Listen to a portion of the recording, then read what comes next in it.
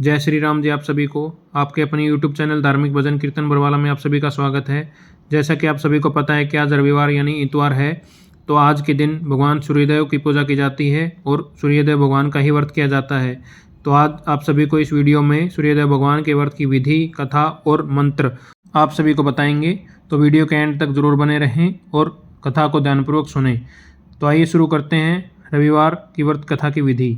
यह व्रत सभी मनोकामनाओं की पूर्ति करने वाला है, मान सम्मान में वृद्धि और शत्रु क्षय करने वाला है।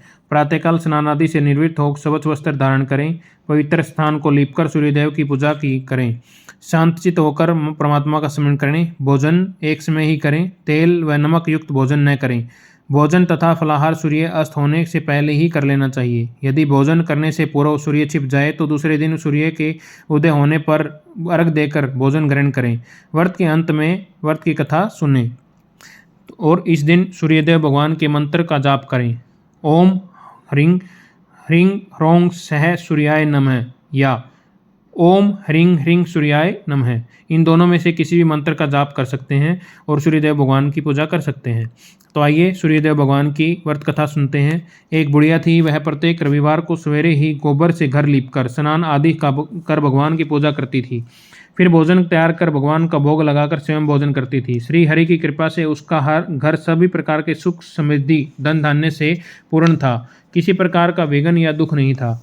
सब प्रकार से घर के में आनंद रहता था। उसने एक पड़ोसन जिसके गऊ का गोबर वह बुढ़िया रोज लाया करती थी, उस बुढ़िया की संपन्नता से जलने लगी। वह विचार करने लगी कि यह वृद्धा सर्वदा मेरी गऊ का गोबर ले जाती है, इसलिए अगले दिन से वह अपनी गऊ को घर से भीतर बांधने लगी। वह रविवार का दिन था। बुढ़िया गऊ का गोबर न मिलने के कारण अपना घर न लीप सकी। उस दिन उसने न भोजन बनाया और न भगवान को भोग लगाया और न ही स्वयं भोजन किया।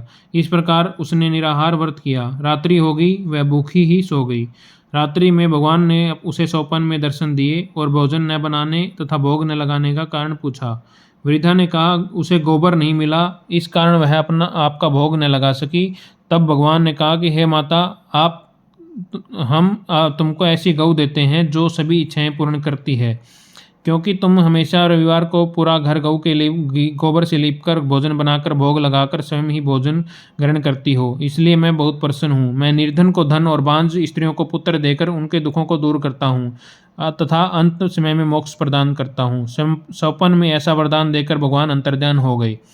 प्रातः जब वृद्धा की आंखें खोली तो उसने देखा कि आंगन में एक अति सुंदर गऊ और बछड़ा बंधे हुए हैं। गऊ और बछड़े को देखकर वह वृद्धा अत्यंत प्रसन्न हुई। उनको घर के बाहर बांध दिया, वहीं उनके खाने के लिए चारा भी डाल दिया। जब उसकी पड़ोसन ने बुढ़िया के घर के बाहर एक अति सुंदर गऊ और बछड़े को बांधा देखा तो द्वेष के कारण उसका हृदय जल उठा। जब उसने देखा कि गऊ ने सोने का गोबर दिया है, वह चोरी से उसका गऊ का गोबर उठाकर ले गई और अपनी गऊ का गोबर उसके जगह पर रख गई। वह प्रतिदिन ऐसा करती। सीधी सादी बुढ़िया को उसकी इस चालाकी की खबर नहीं हुई।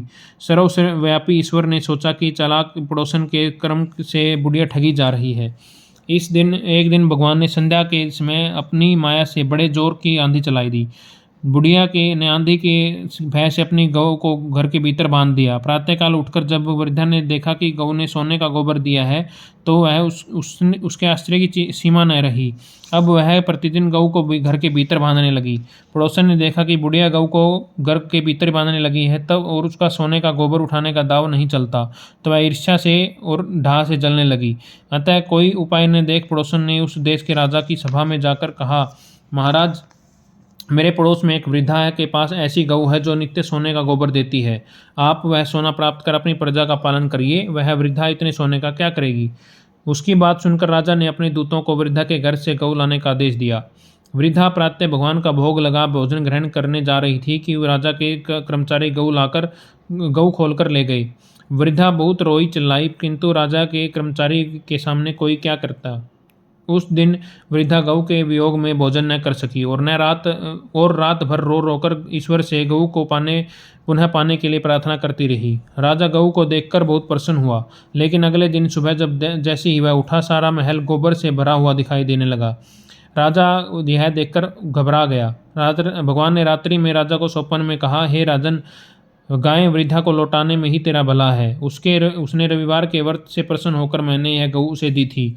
प्रातः होते ही राजा ने वृद्धा को महल में बुलाकर बहुत से धन के साथ सम्मान सहित गाय बछड़ा उसे लौटा दिया और अपने कार्य के लिए उससे क्षमा प्रार्थना की। इसके बाद राजा ने उसकी पड़ोसन को बुलाकर उचित दंड दिया। इतना करने के बाद राजा ने महल से गंदगी दूर हुई।